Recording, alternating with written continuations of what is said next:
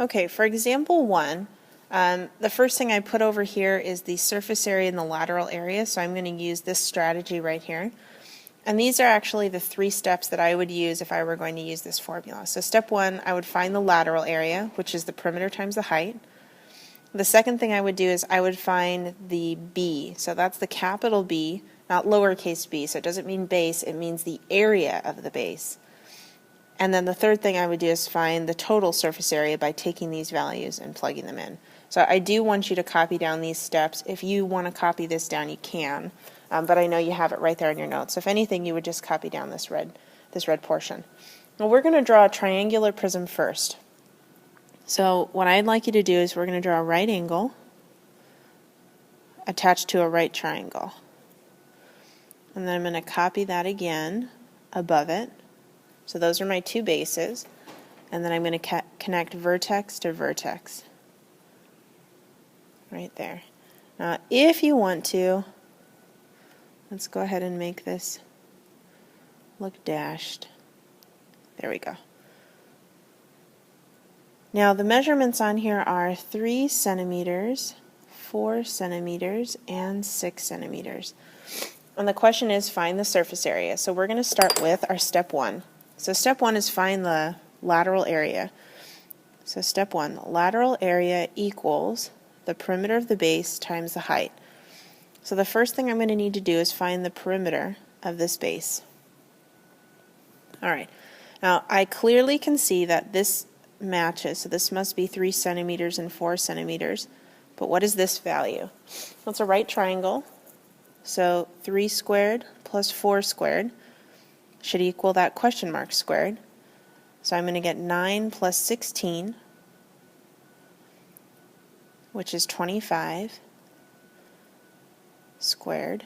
So that means that my question mark is 5. So now I can say, alright, my lateral area must be the perimeter, which is 3 plus 4 plus 5 times the height. The height of the shape is 6 centimeters right here. So the perimeter is 3 plus 4 plus 5 times the height, which is 6.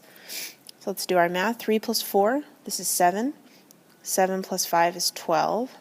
So 12 times 6 is 72 centimeters squared. So that's just the lateral area. Alright, we're ready for step 2.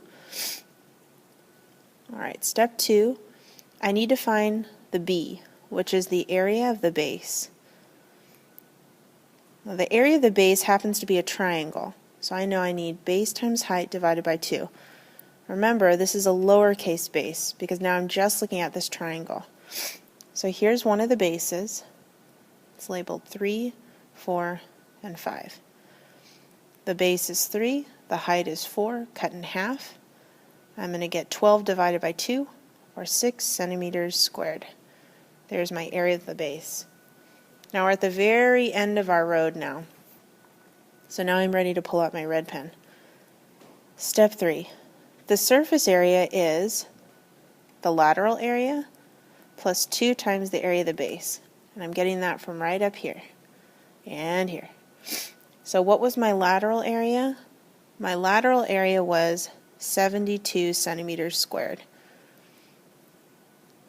Plus 2 times the area of my base, which was 6 centimeters squared, and I got that from right here. So those are my 2 values. Now when I multiply this and I add, I get 72 centimeters squared plus 12 centimeters squared. And if you add 72 plus 12, it's a plus, sorry, I get 84. So my surface area is 84 centimeters squared. A lot of steps, but again, all I'm doing is following these 3 steps to find the surface area. Okay, for example 2, again, I have these formulas here for my reference, but I know these are on your notes. And you've already copied down the steps, so you can reference them from example 1, or you can copy them again. What you do absolutely need to copy is this question. Example 2 says, the radius of the base of a cylinder is 4 inches and its height is 6 inches. What is the surface area of the cylinder in terms of pi? Now we don't have to draw the picture, but of course I want to. So a cylinder has two circles, so those are the bases, and there's the height. So they said the radius is 4 inches and the height is 6 inches. Alright, let's start with our steps. Step 1, find the lateral area. The lateral area is the perimeter times the height.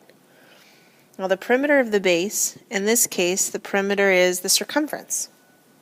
So the circumference would be 2 times pi times the radius, that's the circumference, and the height is 6 inches.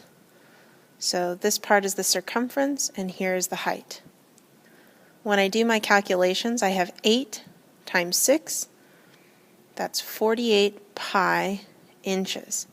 Now, I could multiply by 3.14, but up here it said to leave it in terms of pi. So that means I leave the pi in the answer. So now that I found the lateral area, my second step is to find the area of the base. So the area of the base, in this case, is a circle. And the formula is pi times radius squared. So the radius happens to be 4, so that's pi times 4 squared, or 16 pi inches squared. Just realized I forgot the square over here. So I have my lateral area, I have my area of my base. I'm ready for my step 3. I'm going to move this down just a little bit. So let's fill this in. My surface area is the lateral area plus 2 times the area of the base. My lateral area is 48 pi inches squared plus 2 times the area of the base, which is 16 pi inches squared. When I multiply this out, I get 48 pi inches squared plus 32 pi inches squared. So I have 48 and 32. That's 80 pi inches squared. That's the total surface area of this cylinder.